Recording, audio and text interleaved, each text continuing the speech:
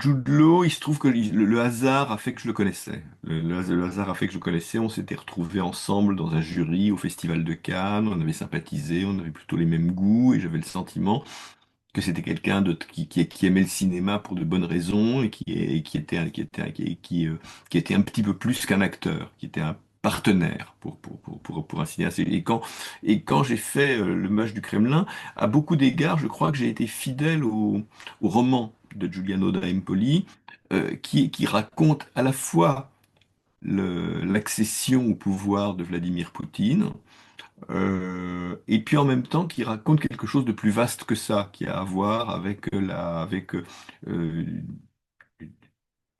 forme perverse, enfin, de la politique, déterminée par des valeurs post-Internet, post-réseaux sociaux, ce que vous voudrez, et que au fond, le livre racontait quelque chose de plus vaste, et le film, dans la foulée, dans son sillage, essaye aussi de raconter quelque chose de plus vaste. Donc, le problème de la ressemblance physique avec Vladimir Poutine, j'ai presque envie de dire que c'était le dernier de la dernière de mes préoccupations. Parce que ce qui m'intéressait, c'est qu'il soit crédible dans le contexte de certaines scènes, que de temps en temps on rappelle que c'est l'histoire de Vladimir Poutine qu'on raconte, de donner les bons repères. Mais en réalité, ce dont on parle est plus universel.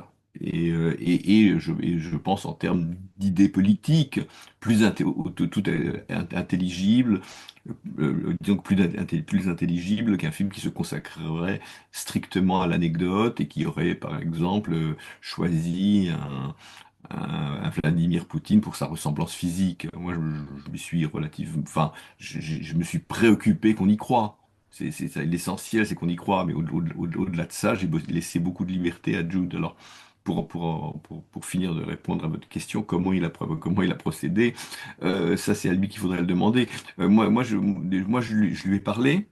Je lui ai parlé, mais essentiellement pour lui dire à quel point je tenais à ce que ils se sentent libres, et puis qu'ils sachent qu'il aurait mon aide ou notre aide, du point de vue de réunir la documentation dont il a besoin, de les rendez-vous dont il a besoin, de visionner les documentaires dont il a besoin, etc. Donc en fait, on lui a fourni énormément de matériel sur lequel réfléchir, travailler, etc.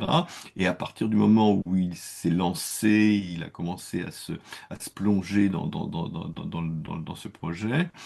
Il nous appelait régulièrement. Je lui ai organisé un rendez-vous téléphonique avec Giuliano da Empoli, qui est encore une fois l'auteur du roman dont le film est inspiré, euh, pour qu'il puisse lui poser toutes les questions sur lesquelles, admettons que moi, je suis pas géopoliticien, je suis pas politicien non plus. Donc il y a beaucoup de questions auxquelles j'aurais eu certainement du plus de mal à répondre que Giuliano D'Empoli, qui lui vient d'une formation plutôt des sciences politiques, et qui connaît beaucoup mieux que moi l'environnement de la Russie post-soviétique. Donc Jude Law est un acteur qui travaille beaucoup, qui a besoin de ça, qui a besoin de se préparer, et puis après, il est de façon à pouvoir être libre sur le tournage. C'est-à-dire que ça ne produit pas quelque chose de corseté, d'arrêté, de cadré, etc. C'est au contraire, il assimile tout ce qu'il peut assimiler, et puis après, il se l'approprie et il s'en sert comme d'une seconde langue, avec beaucoup de liberté.